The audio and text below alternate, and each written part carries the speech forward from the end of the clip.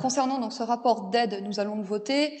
Nous vous accordons qu'il y a des idées très pertinentes, mais comme je n'ai que très peu de temps pour m'exprimer et que je ne doute pas que vous me couperez au bout des 4 minutes, je ne vais pas m'attarder sur les compliments.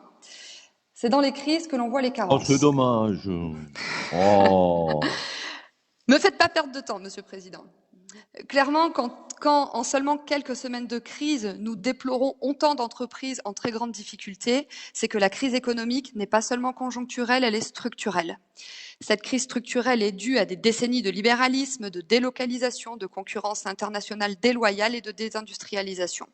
Je pense sincèrement que le salut de l'économie française réside dans les valeurs prônées par le Rassemblement national, à savoir le patriotisme économique, le protectionnisme intelligent, les circuits courts, la relocalisation industrielle et le localisme. Concernant les volets d'aide proposés dans la délibération, il m'inquiète.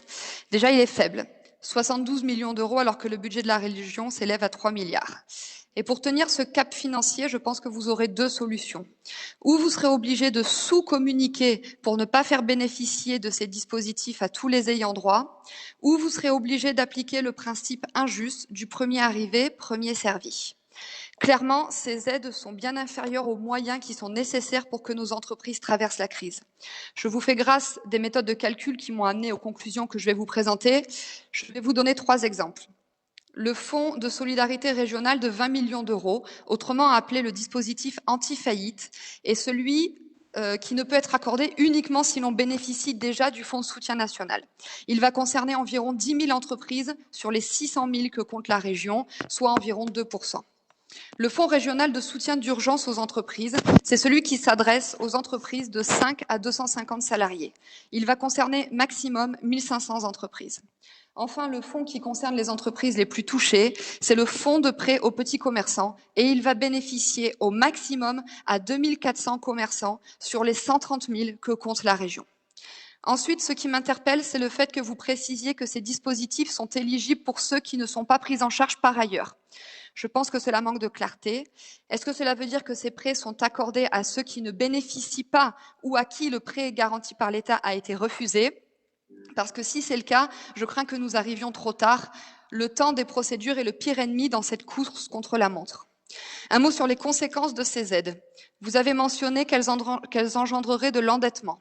Ce n'est pas inéluctable. Revoyez vos subventions relatives aux relations internationales, à la politique de la ville et à l'immigration, et je suis certaine que vous trouverez suffisamment de ressources économiques, non seulement pour financer ce fonds de 72 millions d'euros, mais aussi pour l'augmenter. En ce qui concerne l'après-crise, je pense qu'il va falloir réfléchir à un pacte de relocalisation. Mais il devra incontestablement s'accompagner d'un assouplissement des règles des codes des marchés publics, sinon la concurrence internationale déloyale et le non-protectionnisme auront raison de nos bonnes intentions. C'est l'objet de la motion que je vous présenterai tout à l'heure. Ensuite, je voulais commenter votre obsession Néoterra. Ce que je déplore, c'est que vous ne conceviez l'écologie uniquement sous le prisme de la contrainte. C'est ce que nos compatriotes appellent à juste titre l'écologie punitive. Appliquez les valeurs économico-écologiques du Rassemblement national et vous n'aurez pas besoin de vous draper des oripeaux de Néoterra. Ce qui me désole dans cette délibération, c'est que je pense que vous n'avez malheureusement pas tiré les leçons de la crise des Gilets jaunes. Les Français ne veulent plus de taxes, d'où qu'elles viennent. Alors s'il vous plaît, oubliez votre mauvaise idée de taxe régionale écologique. Enfin, Monsieur le Président, je déplore que cette crise sanitaire du coronavirus et que cette mini bouffée d'oxygène que vous allez sporadiquement octroyer à nos entrepreneurs soit instrumentalisée pour servir vos desseins obsessionnels de décentralisation. Oui, l'État est faible. Cela ne fait plus aucun doute pour personne. Sauf que vous proposez son démantèlement, tandis que nous voulons le renforcer pour qu'il redevienne un État stratège fort et protecteur.